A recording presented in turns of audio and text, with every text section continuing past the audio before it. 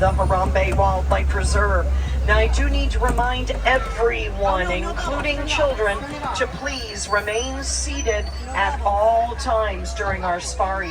Small children are more than welcome to sit in your lap. They can usually see better from up there.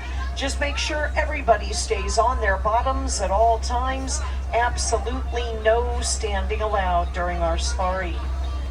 Hi guys, I don't know if those bubbles are coming from my truck, but the bubble part needs to be turned off. The animals don't like bubbles. For the health and well-being of the animals in the reserve, there is no eating on safari. Beverages are okay, just make sure all food items are hidden away at this time. If you're taking photo or videos and you can change the setting on your camera, you might want to put your camera on an action or sports setting. The roads of the reserve do tend to get a little bumpy. That action or sports setting should help keep your photos from coming out blurry. And hold on tight to cameras and cell phones. I cannot stop for anything that falls out of the vehicle.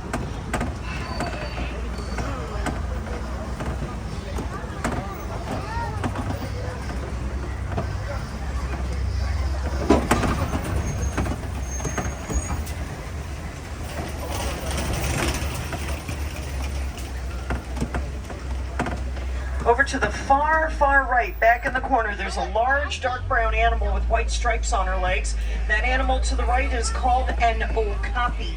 A lot of people think okapi are related to zebras because they have similar stripes on their legs, but okapi are actually the forest cousin of the giraffe.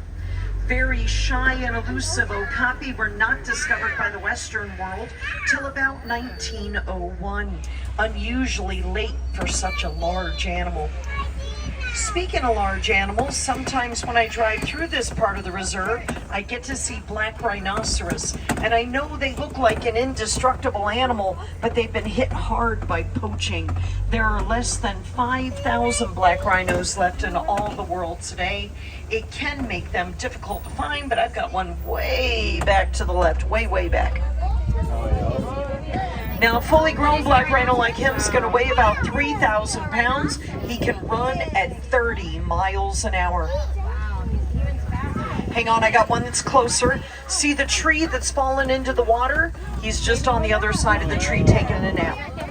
Conservationists are working together with local people to monitor black rhino populations, assist in the emergency vet care, and rehabilitation of black rhinos as needed.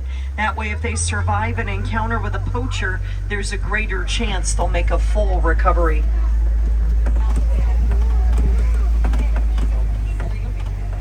I've got some antelope on the hill to our right. Reddish brown colored antelope with white stripes on the hill to the right are called bongo. Bongo have been nicknamed the ghost of the forest. They're known for being shy and rarely seen. With bongo, both the boys and the girls grow horns. We're going to make our way to the Safi River next. There we'll be on the lookout for hippos and crocodiles.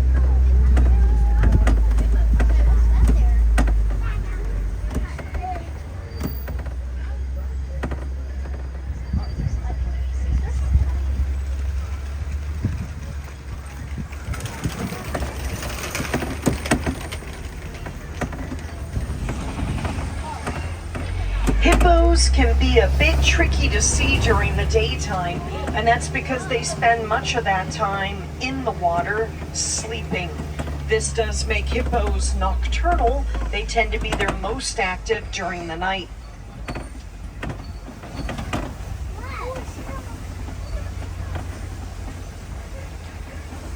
Got some hippos in the water to the right. Don't worry if you're on the left. We'll see more on the left up ahead. Not the best swimmers, but hippos can hold their breath for up to 8 minutes at a time. Most of the time when you see a hippo moving in the water, they're just walking on the bottom of the river. Also to the right are pink-backed pelicans. Now the girl pelicans choose their boyfriend based on who brings them the nicest looking stick. That stick goes on to become the foundation of their nest, so instead of a ring, she gets a house. More hippos in the water to the left. Out of the water, hippos are pretty mobile. They can run at about 20 miles an hour and turn on a dime. Hippos typically weigh between 3,000 and 5,000 pounds, with the boys being much, much larger than the girls.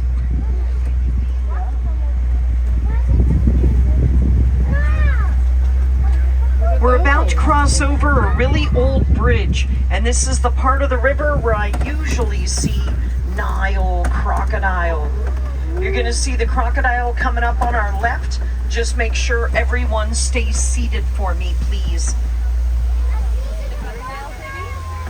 Nile crocodile can grow up to 20 feet in length, weigh almost 1,000 pounds, and get the Nile part of their name because they were discovered in the Nile River. But you will find them in just about any body of water in Africa. They've even been known to go swimming in the ocean.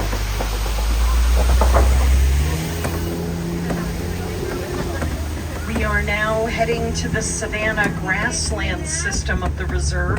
This is where we should see the greatest concentration of animals.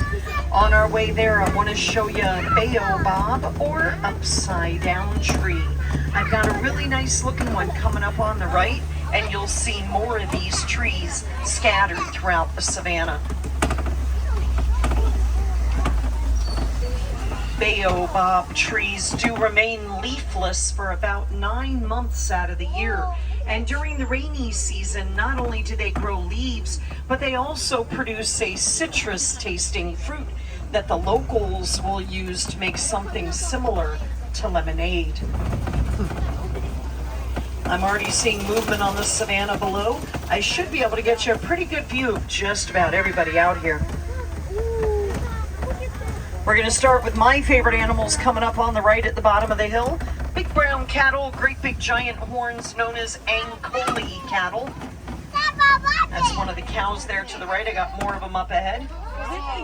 They also go by the name Watusi, which is the name of the tribe that first domesticated the cattle over 5,000 years ago.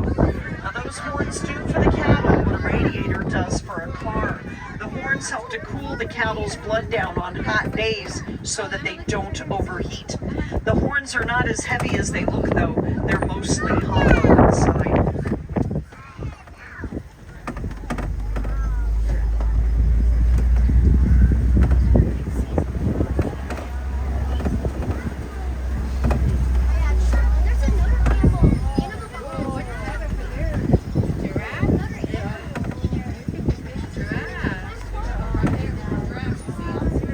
Over to the left, there's a cave.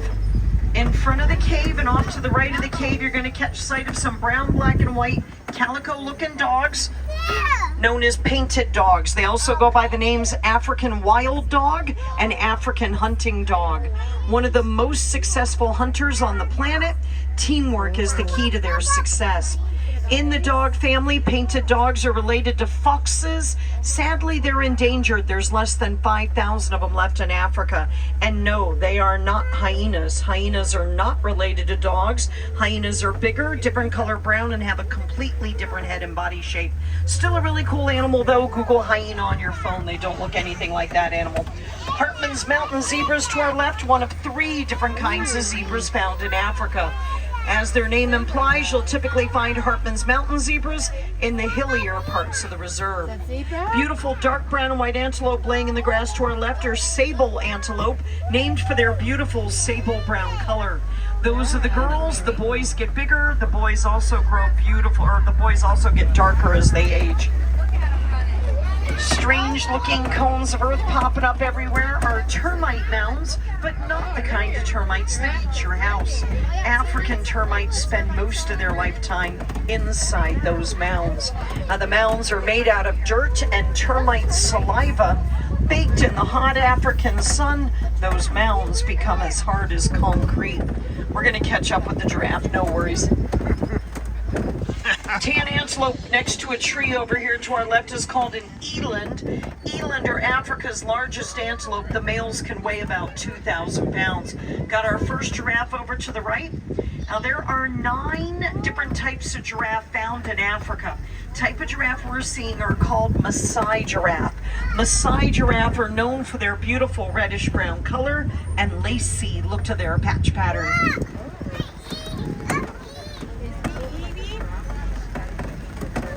giraffe are the tallest land animals. They can be up to 20 feet tall, and they have the same number of bones in their neck that you and I have in our necks. Theirs, of course, are bigger. That's 7 cervical vertebrae, by the way. I know. I have a feeling the giraffe are in the road. We're probably going to be doing a bit of starting and stopping through here. They're trying to get to their favorite hangout spot when it rains. They're one of the animals out here that don't like it when it rains. There's a stand of palm trees they like to hang out under when it rains. We'll be driving by that shortly.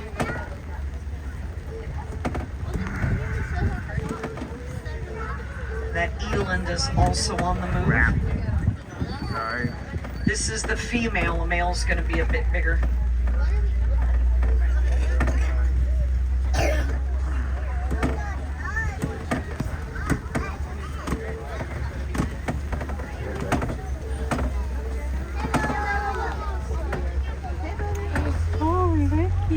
And then coming up on our right, you're going to see some large gray animals called wildebeest.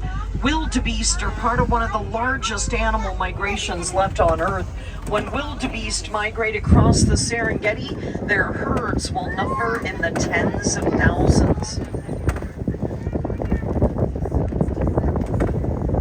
There's also some small tan black and white gazelles mixed in with this wildebeest called springbok. Those are fully grown. Springbok only weigh about 70 to 100 pounds. They get the spring part of their name because they can leap 10 feet in the air to get away from a predator. Tiny but mighty, I call them. More wildebeest coming up on our left as well.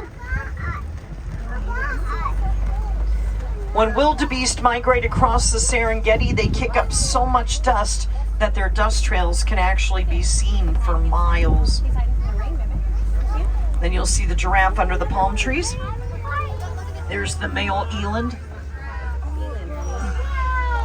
The name giraffe is actually Arabic in origin. Loosely translated to English, giraffe means one who walks with grace. Because of their great height, giraffe have one of the largest hearts in the animal kingdom.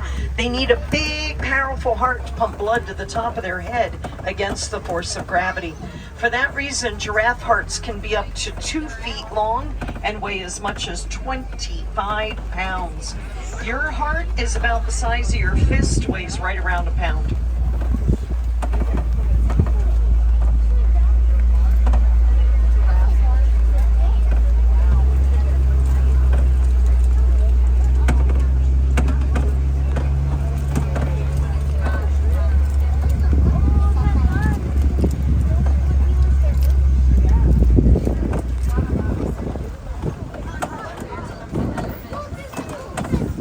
Got an elephant herd to our left. Elephant herds are made up of females and their youngsters, and for the most part, all the females in a herd will be related to each other because mothers and daughters often spend their whole lifetime together. The boys, on the other hand, get kicked out of the herd when they become teenagers for getting too pushy.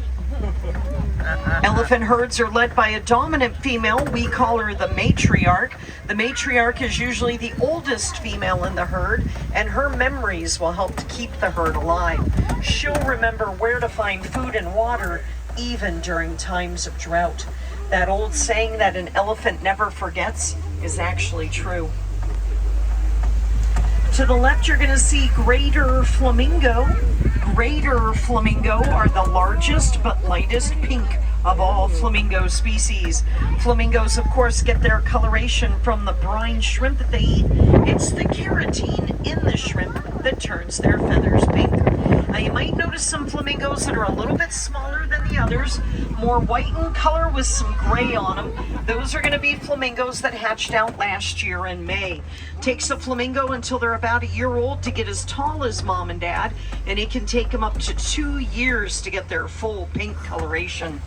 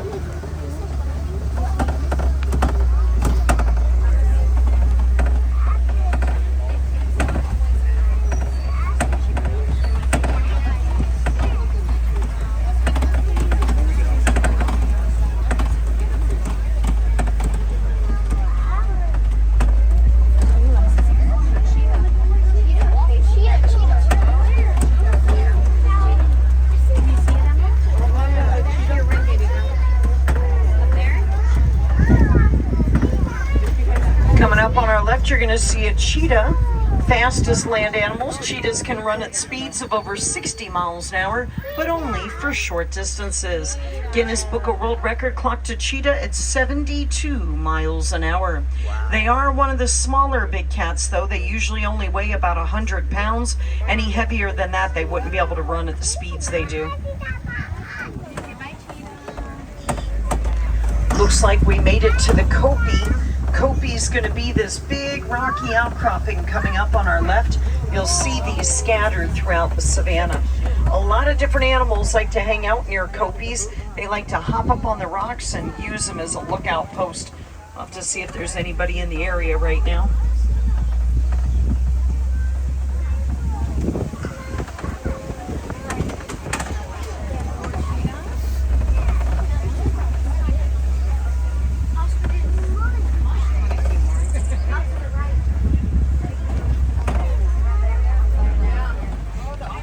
There's some ostrich over to the right, but I'm going to get you a better view of them up ahead.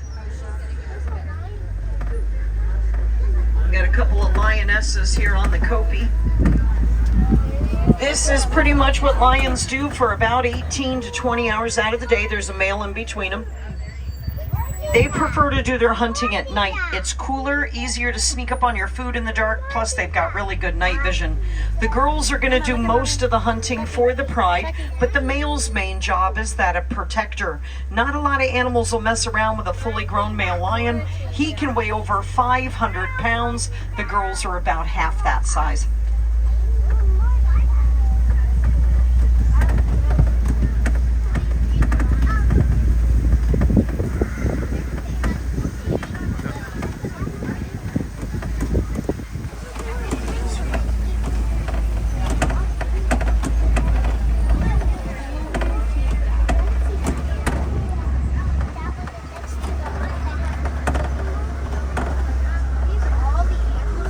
Over to the right, you might catch sight of some ostrich back by the bushes back there. Largest bird in the world, but they cannot fly.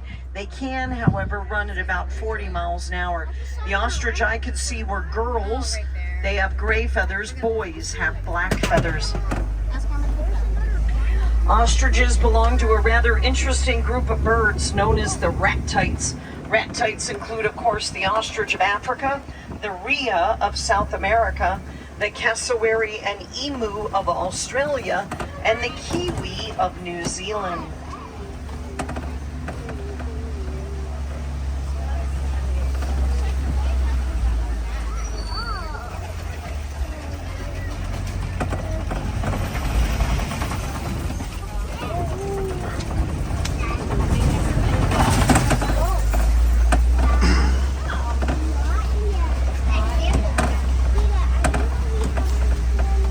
Coming up on the front porch of the Warden's camp, you're going to see Nigerian dwarf goats.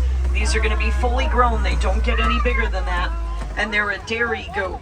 For their small body size, they can actually produce quite a bit of milk. Some farmers in Africa are switching from larger livestock like cattle, which can be expensive to maintain, to smaller livestock like goats.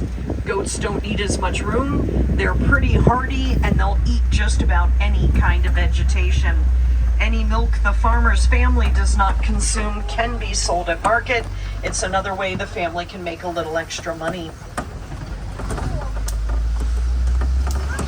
This does end our safari. I hope you got to see some of the animals that you really wanted to see. If not, I do invite you to come back and join us again sometime. Different animals do tend to be active at different times of the day, and no two safaris are ever the same. I'm going to drop you off at the nearest Warden's post. From there, it's just a short walk back to the village of Harambe. I'll also be dropping you off near the entrance to the Gorilla Falls Exploration Trail. Take a stroll through the forest and you could see western lowland gorillas, hippos from under the water, meerkats, a different type of zebra called a Grevy's zebra, and make sure you check out my favorite animals down on the trail, the naked mole rats. Oh yeah, you haven't lived here, you've seen a naked mole rat, you gotta go check them out. They're actually really cool little animals.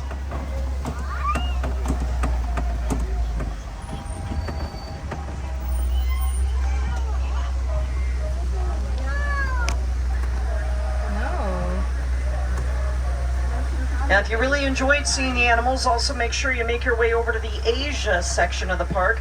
There's a nature trail over there called the Maharaja Jungle Trek, where you can check out giant fruit bats, Komodo dragons, and tigers. Once again, that's the Maharaja Jungle Trek over in Asia.